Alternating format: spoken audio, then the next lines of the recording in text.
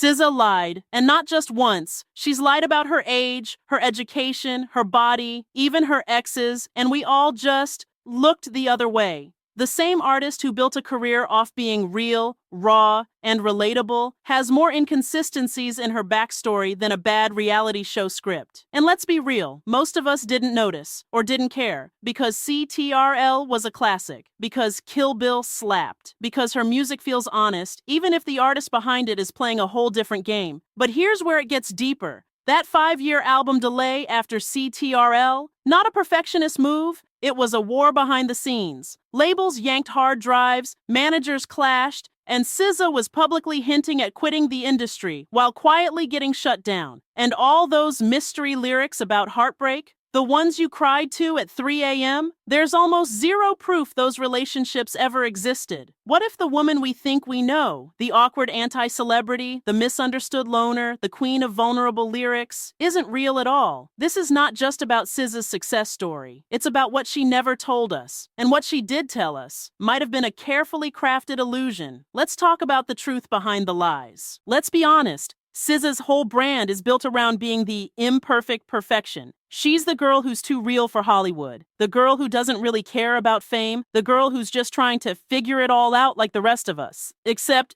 the math ain't mathin'. One minute she's saying she flunked out of college and never looked back. Next minute she's claiming she graduated with a marine biology degree. Huh? Then there's the age mystery. Depending on the day, SZA is either born in 1989, 1990, 1991, or 1993. SZA's birth certificate has more versions than her deluxe album. And don't even get me started on her strict Muslim upbringing story. In one interview, she talks about being raised in a conservative household, wearing a hijab, and not being allowed to listen to music. But then in another, she's reminiscing about blasting Red Hot Chili Peppers and Wu-Tang from a broken iPod at gymnastics camp. Make it make sense. She paints herself as an outsider, someone who was overlooked, underestimated, misunderstood. But let's not forget, she was working retail, making music on pirated beats, and somehow ended up in Kendrick Lamar's hotel room playing her demo loud enough to get signed.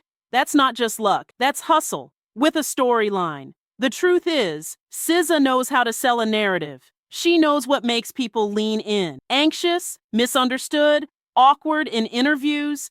That's not just her personality, it's part of the package, a perfectly imperfect image that feels too real to question. But once you start noticing the cracks in the timeline, you realize this isn't just confusion, it's curation. And it works, because when someone seems that real, we stop asking questions. But we're about to start. Everyone thinks SZA just disappeared after CTRL because she was taking her time. Oh, she's just a perfectionist, they said. She's making art, they said. Nah, the truth? She was being blocked, like actually blocked, from releasing her own music. After CTRL dropped in 2017 and blew everyone away, SZA immediately said the next album was coming soon. Like, within months. Fast forward 5 years later, and we were still waiting. So, what happened? Well, SZA didn't just ghost the industry. Her label allegedly made her sit on hundreds of songs. Word is, she couldn't decide on a track list. So Top Dog Entertainment took her hard drive. Yes, you heard that right. Took her music until she was ready. And the situation got so tense, she started tweeting about quitting music altogether. Fans were shook. But then she walked it back,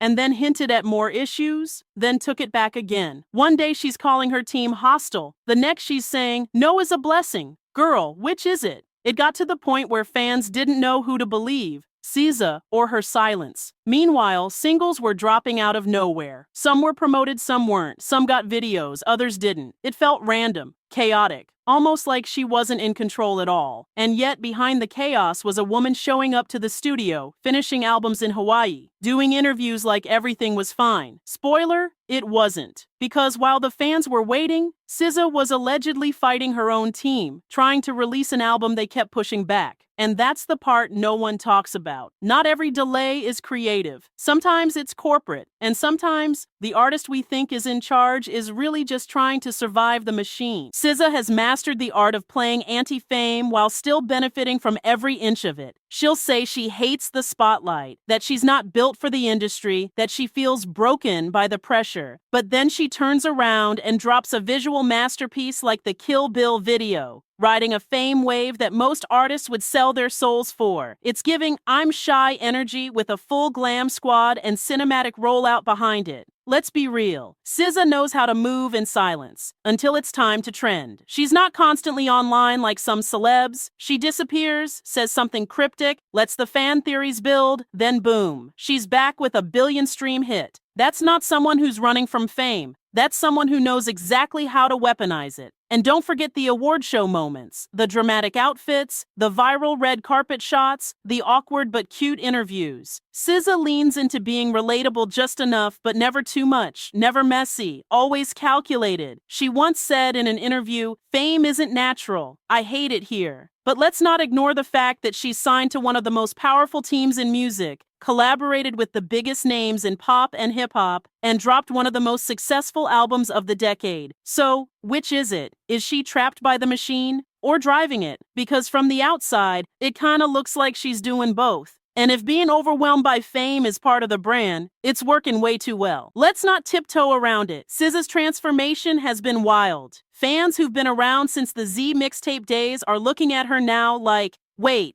is that even the same person? We're talking about a full glow-up. New face, new body, new vibe. And hey, no shame in evolving or enhancing yourself. But when you spend years dodging the topic, denying it, and spinning half answers, people are going to start asking questions. For years, SZA was the poster girl for natural beauty. No surgeries, no tweaks, just vibes. But then the BBL rumors started flying. Old pics from red carpets resurfaced. Fans noticed her nose looked slimmer, her jawline sharper, her body curvier. Suddenly, that awkward outsider look was gone, and in its place was an Instagram baddie who looked tailor-made for the algorithm. Still, SZA said nothing. Until one day she dropped a line in a song that had the internet in flames. So classic that is so fat it looked natural. It's not. Boom. Confession? Sort of. But it was buried in a bar, surrounded by metaphors and flexes. She never confirmed the nose, never admitted to anything else, just left us with one vague lyric and kept it moving. That's the pattern. Deny, deflect, distract. But here's why this hits different. SZA's entire brand is about self-acceptance, loving your flaws, embracing imperfection. So when the woman preaching body positivity quietly gets a whole new body and doesn't say a word, it creates a disconnect. And let's not act like this change didn't coincide with her most mainstream success. The timing is interesting. So was the makeover personal or was it strategic? Because whether it was about self-love or industry pressure, it definitely helped rebrand her from alternative R&B girl to full-blown pop star. And the fans? Most didn't blink, because the voice was still there. The pain was still real. But let's not pretend the image didn't change. And that change didn't come with consequences. Now let's talk about one of the biggest mysteries in SZA's career. Who is she even singing about? Her music is packed with heartbreak, betrayal, sneaky links, savage revenge, insecure attachment, every messy relationship vibe you can think of. But here's the weird part. There's no actual proof any of it happened. Go ahead, name one confirmed ex, just one.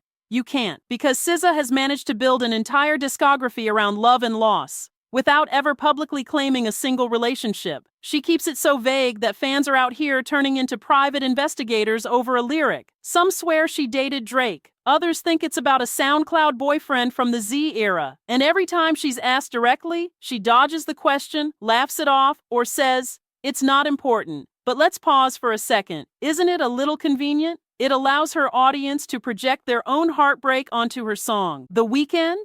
That's not just about SZA's man. It's about your man. Kill Bill?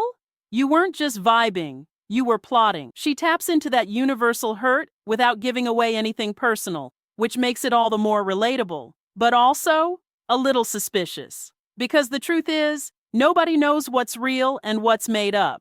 And if you really listen, some of it feels a little too perfect. A little too polished, like Heartbreak, with a marketing plan. One day she's singing about loving a man who doesn't love her back. The next she's saying she's never been in love. Huh? Are these songs diary entries or character studies? Because when you build your legacy on vulnerability but the details never add up, people start to question the authenticity. And the biggest plot twist? We still fall for it every time. Because even if the relationships are fake, the feelings feel real. And maybe that's the genius of it. Because that's the SZA playbook. Drop just enough to stay iconic, then vanish before anyone gets too close. And somehow, it keeps working. So here's the question.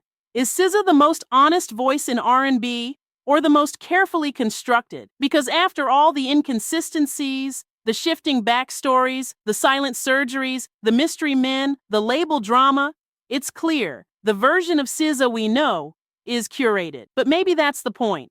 In an industry that chews people up and spits them out, maybe survival requires a little smoke and mirrors. Maybe the lies, the image flips, the contradictions, that's what kept her sane while everything else was spiraling. The real plot twist? SZA doesn't owe us a perfect timeline. And maybe the reason we connect with her so deeply is because she doesn't have it all figured out either. She's been the villain, the victim, the voice in your head at 2 a.m. when your situationship's not texting back. She's messy, complicated, unstable, and still one of the most powerful women in music today. But if her entire career has been about control, fighting for it, losing it, faking it, then SOS might have been her final message. Not a goodbye, but a warning. Fame doesn't heal you. The music industry doesn't save you. And even when the world is watching, you can still feel completely unseen. So, was it all real? Or just really well written? Either way, the illusion worked. And now that SZA's free, we'll finally see what she does when she's the one in control.